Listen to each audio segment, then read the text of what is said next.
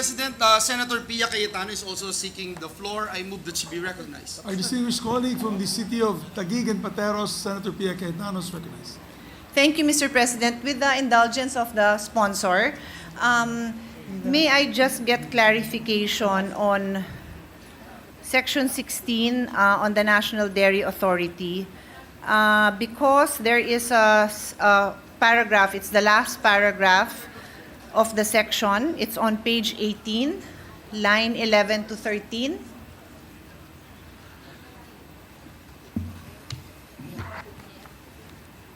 I will read the paragraph. It says, in view thereof, all regulatory powers and functions lodged in other agencies, such as the FDA, are now hereby transferred to the NDA within 90 days from the effectivity of this act.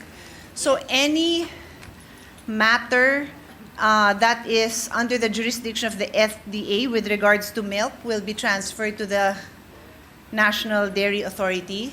Okay. We are requesting the FDA to give up yung kanilang right to animal regulation because it's taking them so long, and it's not beneficial to the producer of milk. Mm-hmm. So we are taking it away from the FDA. Parang dapat ang maiwan sa FDA are the food for people, not for animal. Okay, so any of the milk products that will be consumed by humans will be retained in the FDA. No. It will be transferred to NDA kasi minsan yung nagpo-produce ng milk, nagpapa-approve sila para maibenta nila sa market. Eh, ang bagal-bagal ng FDA because of the many things that they are approving. So we wanted that the NDA will be the one to approve kasi it takes years for them to approve. Mr. President, there is a very serious concern with that because the FDA is tasked to regulate the milk substitutes. In particular, these are the breast milk substitutes. These are the formula milk that are sold to those 2 years and below. It is a very, very specific market that needs to be protected, Mr. President. All over the world, this line that prevents the marketing of milk substitutes to infants or to mothers who would give it to their infants is guarded because we need to promote breastfeeding. So we cannot, and in fact, it is dangerous for any milk product to be given to an infant unless it is specifically formulated. So from 0 to 6 months, there can be absolutely no marketing to to mothers with babies aged 0 to 6 months. And then even from 6 to 12 months, it is very specific. That is, with all due respect, a job given to all the food and drug regulatory agencies in the world. I would be very... Can I answer that? Of course, ma'am, that's precisely why I asked if the milk products to be consumed by human would be transferred because of this concern that I have, Mr. President. Tayo yung, not the processed milk, but just the fresh milk from the dairy farm.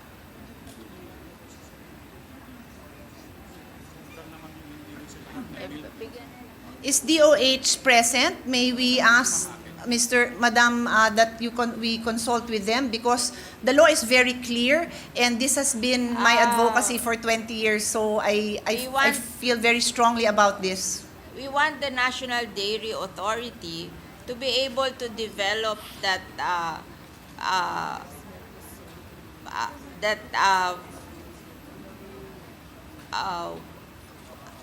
ability to approve this kind of things, but because it's taking the FDA a long time to do this because of the so many things that they are approving.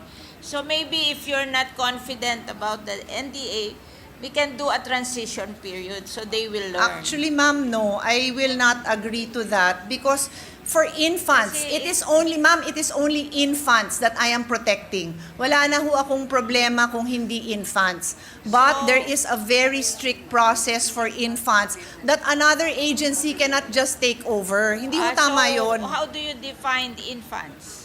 Nakadefine na ho yan sa batas. May I request that Her Honor We can exempt meets the with DOH infants. because klaro po yan sa batas natin.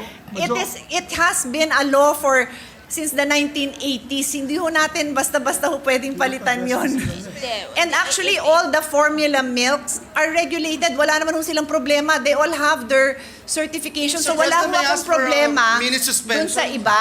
After the statements, Mr. President. Oh, just let me finish. I'm just saying, when it comes to infant formula, this has been regulated for decades. Let's not touch it.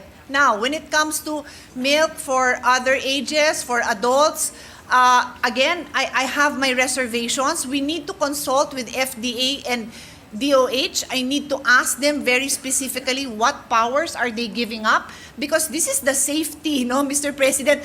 Yung ano yung difference nung pasteurized at hindi pasteurized.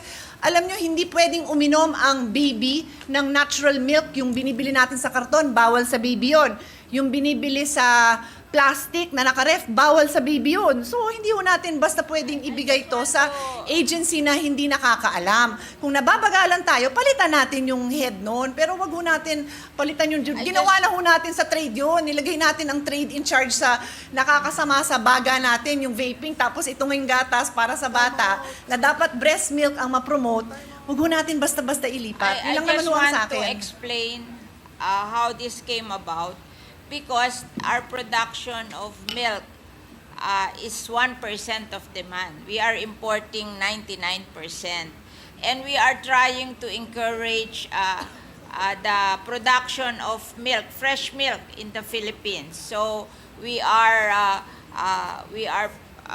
distributing milking animals all over the Philippines so our farmers can produce milk.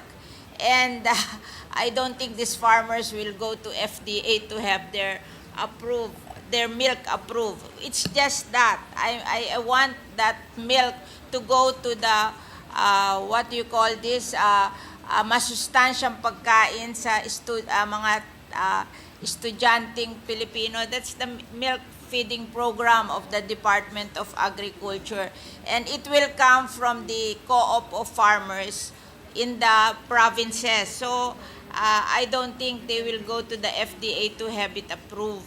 So yun lang ang gusto kong i-facilitate, Senator Yes. May I add to Pia, that? if you can make an exception to that. May I add to that? Yes, I've had the chance to visit dairy farms in New Zealand and in France also. And we were there one time, Madam Chairman.